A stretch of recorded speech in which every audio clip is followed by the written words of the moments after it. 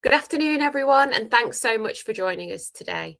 We know how busy things are across long-term condition services right now, so we really appreciate you taking the time to be here.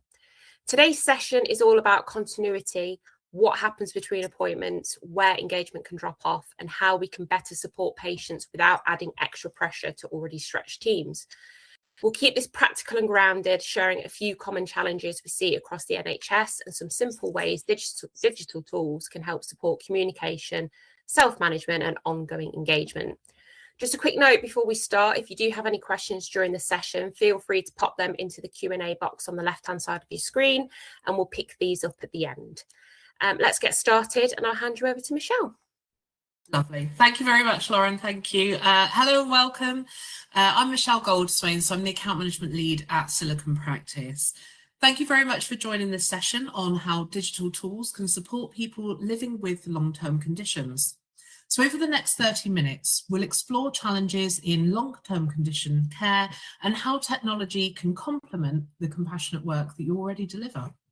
So please feel free to drop any questions or reflections in the Q&A as we go. So we'll have time at the end to cover as many as we can.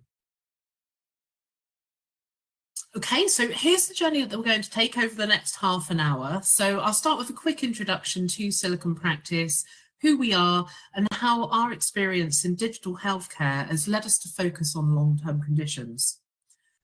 The need for digital in long-term care, so we're going to explore the pressures facing long-term condition services, rising patient numbers, complex treatment pathways, and the information burden on both staff and patients. I'll highlight why traditional approaches alone aren't enough. Then next we'll discuss how well-timed, bite-sized information delivered through apps and portals can reduce anxiety, improve decision-making, and empower patients throughout their journey. I'll then share current cases from trusts already using digital tools to support long-term condition pathways. And then finally, we'll wrap up with your questions and a short digital readiness snapshot that you can take away to help assess opportunities for introducing or scaling digital support in your own service. Okay. So before we look at the challenges in long-term condition care, a quick introduction into who we are and why we're talking to you today. So Silicon Practice has been working alongside the NHS for more than 2 decades. We started with patient-facing websites, online consultation, video consultation solutions, and we've evolved into building healthcare apps that help services manage communication, education, and workflow.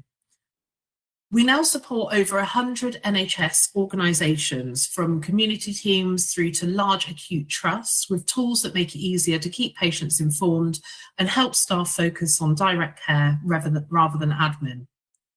So over the last couple of years, we've been working closely with specialist clinicians, nurses, and patient representatives to develop solutions that support the unique needs of long-term condition services, from initial diagnosis through to ongoing management and long-term support. So everything we design is built with 3 priorities: accessibility, so that every patient, regardless of digital confidence, can use it; security, because we know how sensitive condition information is; and evidence-based design, so grounding features in patient feedback and published research. And our aim is to complement and not replace the personal and compassionate care that you provide already every day. So let's set the scene with what's happening in long-term condition care right now. So first, more people are living longer with 1 or more long-term conditions. Earlier diagnosis and improvements in treatment mean that patients are managing their health over many years. And that's positive, but it also means that more people need consistent, personalised support over time. Second, care pathways are becoming increasingly complex. A single patient may move between primary care, specialist services, community teams, and acute settings. Coordinating that care and helping patients understand what's happening and what's expected of them can be challenging. Thirdly, there are workforce pressures. So specialist nurses and clinicians often carry large caseloads. Even with strong commitment, it can be difficult to provide ongoing support to every patient between appointments. And finally, patients themselves face information overload. They're handed leaflets, appointment letters, verbal explanations, and it's easy for key points to get lost, especially when someone is anxious or tired from treatment. Many people tell us that they leave clinics thinking, what did they say? What are the side effects again? And questions like that. So all of these trends mean that we need smarter, more scalable ways to support people without losing that human touch. And this is where carefully designed and digital tools can make a real difference. So before we look at the solutions, it's worth pausing on what happens when we rely on traditional channels for patient information and support. So paper leaflets and printed packs have been the backbone of patient education for years. They're helpful in the moment, but they are easy to lose. And once they're printed out, they can become outdated very quickly. And if guidance changes, for example, a new side effect management protocol, we need to reprint, redistribute, and hope that every copy is the right version. Next, there's a sheer volume of phone calls and emails that cancer teams receive. Many patients just need a small piece of reassurance or clarification, yet they may sit on hold or leave messages, and clinicians spend precious time then repeating that information that could have been available elsewhere. Another challenge is timeliness.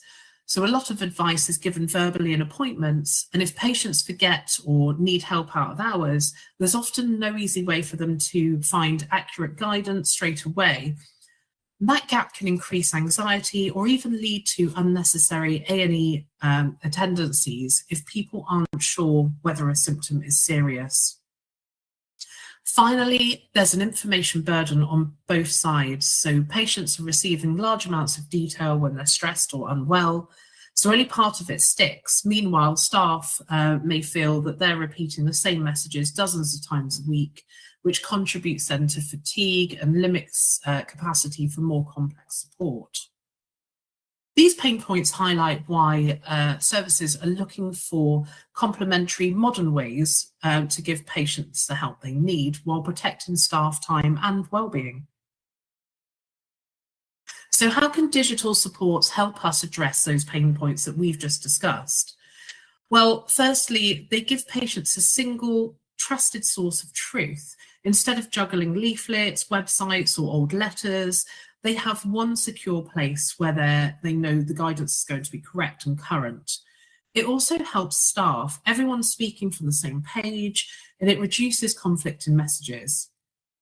Secondly, digital tools provide 24/7 access. So whether it's 2 p.m., 2 a.m., patients and their families can check reliable information, see what to do about side effects, or remind themselves of appointment instructions. That reassurance can be can make a huge difference outside of normal clinic hours. Next, are appointment notifications and appointment reminders. So simple prompts, for example, a reminder from for a local support group, and this can prevent small issues from becoming bigger ones. Finally, it's important to address that or stress that digital tools are designed to support and not replace the human care that long-term condition professionals already provide. So by taking away the repetitive admin and standard information sharing, they free up staff to focus on complex decisions and emotional conversations, the areas where your expertise and empathy really shine. So when used well, digital technology becomes an extension of the team, making it easier for everyone to give or receive the right support. So one of the most powerful aspects of digital tools is how they can deliver the right information at exactly the right moment. Instead of giving patients a large amount of information at diagnosis, much of which may not be relevant straight away, an app can tailor the content to their ongoing journey. So for example, someone newly diagnosed with long-term condition that might receive a simple overview and guidance on next steps. And as they begin managing their condition day to day, a more detailed advice, monitoring guidance, and practical tips can then be introduced gradually. Good design also means good information, means information is structured and easy to find. Patients can browse by topic, search for a symptom, or save favorites, so they're not scrolling endlessly when they're tired or anxious. Another advantage is the ability to stage the release of the information. So rather than flooding patients with everything at once, you can drip feed what's needed at each step. So, for example, a checklist for preparing for an appointment assessment, followed by guidance on ongoing management afterwards. We also have the chance to cater for different learning styles, so a quick video, an illustrated step-by-step guide, or even an audio version for people who prefer to listen. This flexibility ensures support reaches a wider range of patients and carers. And above all, when patients receive timely, clear information, it can reduce anxiety and increasing confidence. They know what's happening now and what to expect next, which makes them feel more confident and in control of their experience. So once patients move beyond diagnosis and into ongoing management, their needs shift again. They're often then balancing monitoring medication, follow-ups, lifestyle changes alongside everyday life. So digital tools can provide structure, reassurance, and add a layer of support between appointments. The key area is self-management guidance. Apps can present clear, bite-sized advice on managing symptoms, maintaining routines, and responding to changes in condition. Instead of searching for information elsewhere, patients can access trusted content designed by their clinical team. Another important feature is symptom tracking. Patients can log symptoms, key readings, and changes in their condition in real time through secure forms. And this can help identify issues earlier and support more informed conversations during appointments. Reminders and prompts can also make a significant difference. So notifications can encourage patients to take medication, complete monitoring, or prepare for upcoming appointments. These small cues help maintain consistency and reduce the things being missed. Wellbeing and emotional support remain just as important.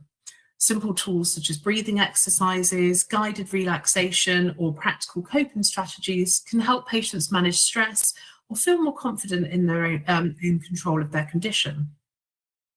Finally, clear access to support is essential. Easy ways to contact the right person, whether through quick links, helplines, or secure messaging, ensure patients know where to turn if they're unsure or concerned. By bringing together monitoring, education, and support, digital tools can make ongoing condition management more manageable for both parties and staff.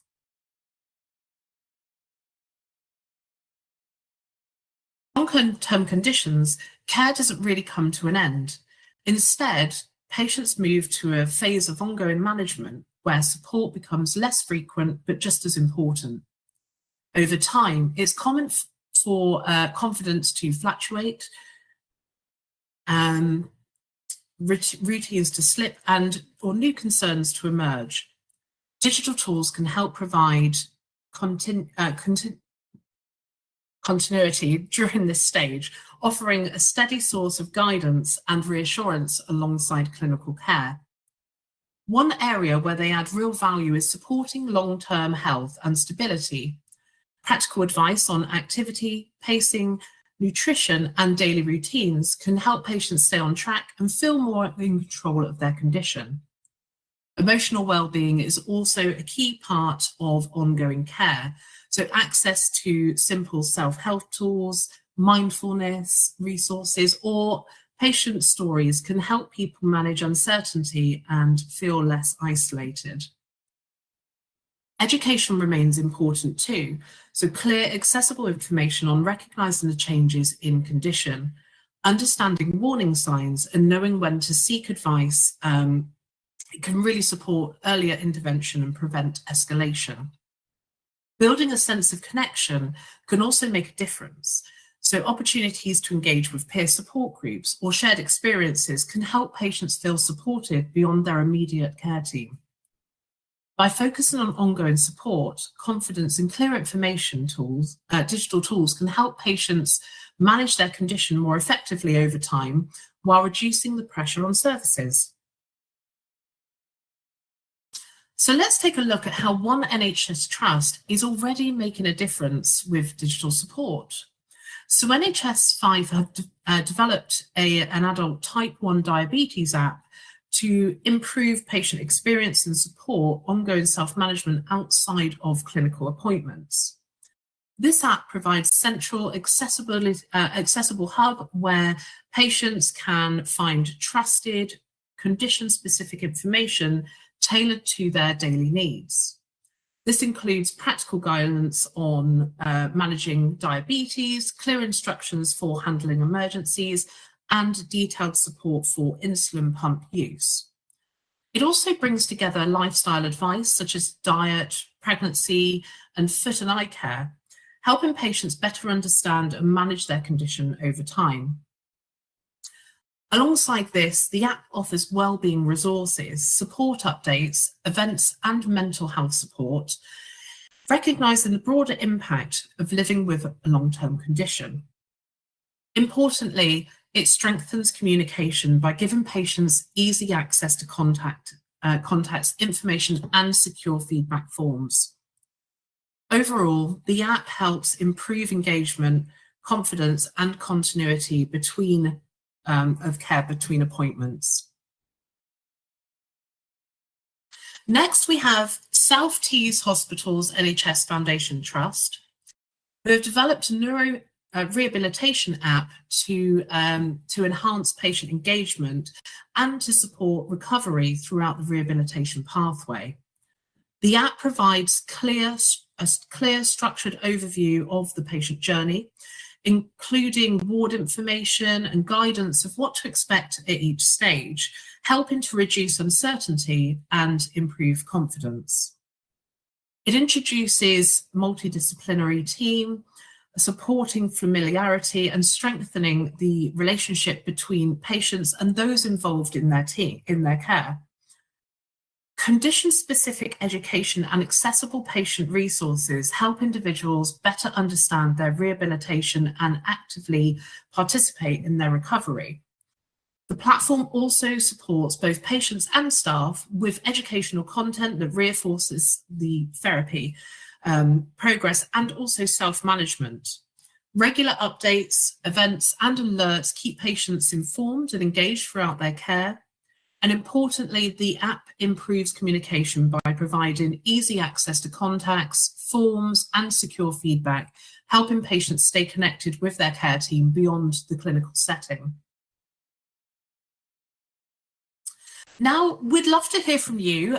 So where do you think digital could make the most meaningful impact in your own long-term condition pathways?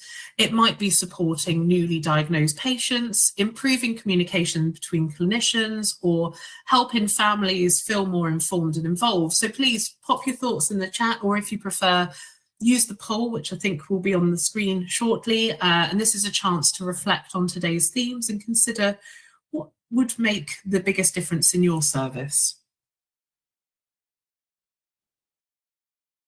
Thanks, Michelle. I've just launched the poll. So yeah, if everyone has the time, if you could just drop us a vote, or if you prefer to put something in the Q&A box, but we'll just give you a minute just to collate those answers.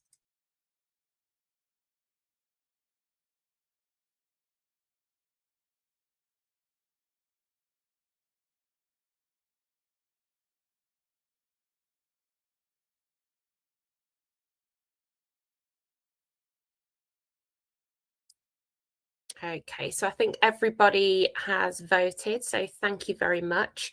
And by far the top answer of where could digital make the biggest difference in your service is supporting self-management day to day.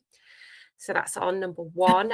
We've also had in second place reducing missed appointments and reducing routine queries and admin. But I think it's very telling that the most voted answer was supporting self-management day to day.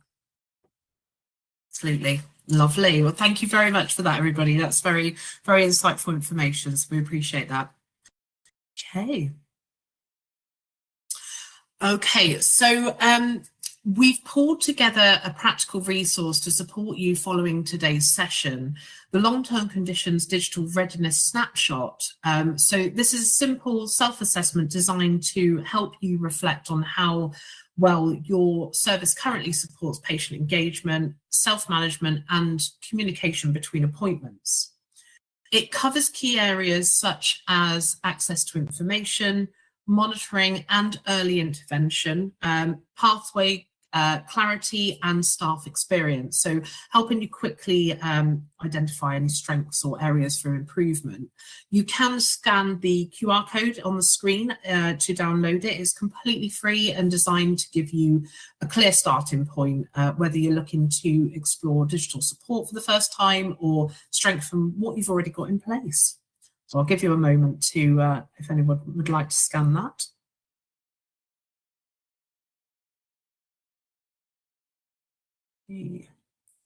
Okay. There we go. Okay, so thank you so much for joining us today, and we hope the ideas that we've shared have sparked some inspiration about how digital tools can support people living with long-term conditions. We'll of course send you the webinar recording and the free long-term conditions digital readiness snapshot. But before we wrap up completely, the floor is now open for Q&A, so please feel free to submit any questions via the box on the left, and we'll do our best to answer as many as we can. Thanks, Michelle. We have had a couple of questions come in. I think this one might be better to go towards Carl, but what features do the apps offer? Yep. Hi everyone, just put my camera on so you've got the pleasure of seeing me. So basically with the apps themselves, they're literally a tool for getting the information out, as Michelle's explained. So you can have a mixture of video, PDFs, links, event calendars, forms, surveys. So it's really up to you, and every app's sort of configured differently depending on the area. So we've got quite a few diabetes apps, cancer support apps out there. So it's really about what information do you want to get over to your patients and how you want to sort of engage them with the app. So we can literally try and build it what will work best for you and fit in with the current routines you're currently doing. But if that doesn't answer the question, please let us know. Thanks, Carl. Just had another one come in, is how do you know if the app is actually working? Is there any reporting that can go on? Yes, so you get access to a content management system or the CMS backend, and it's all password protected. But on there, you've got analytics, so you can see engagement analytics. So when you first design your app, you're going to put content on the app, and you might think it'll be engaging with the patients or the users, but over time, you can actually see what is getting engaged with, what's not getting looked at, and actually tailor the content. But so you've got full real-time analytics of usage and stats from that. Thank you, Carl. I think we've just got time for one more. How do apps actually reduce admin for staff? Well, the main thing is sharing the information. It's not really about the admin for the staff. It's more about the benefit for the patient itself. So obviously, patients are given a lot of information, a lot of leaflets with contact details, and it's also for friends and family and carers as well. So a lot of the apps have like a contact us page on there. So the patient or say friends or family members or carers can easily get hold of people to ask questions. And obviously with the forms as well being on there, you can send questions out to the patients. They can send responses back, and it goes to the central CMS, which again is password protected. So you've got one central point where the results are getting published to. Real. Thanks so much, Carl. That's all the questions that we've had today. So I think we can wrap up and give everyone sort of 5 minutes back. But thank you so much to everyone for joining us this afternoon. We appreciate how busy your schedules are, so it does mean a lot. As we said, we will be following up with the recording of the webinar and the digital readiness snapshots. So that'll come through to your emails. And if you do think any colleagues may benefit from watching the webinar, please feel free to forward on the recording. And if you do have any questions that may come to mind sort of after, once we send everything through, feel free to get in touch with us. And yeah, thank you so much to everyone. Thanks all. Thank you.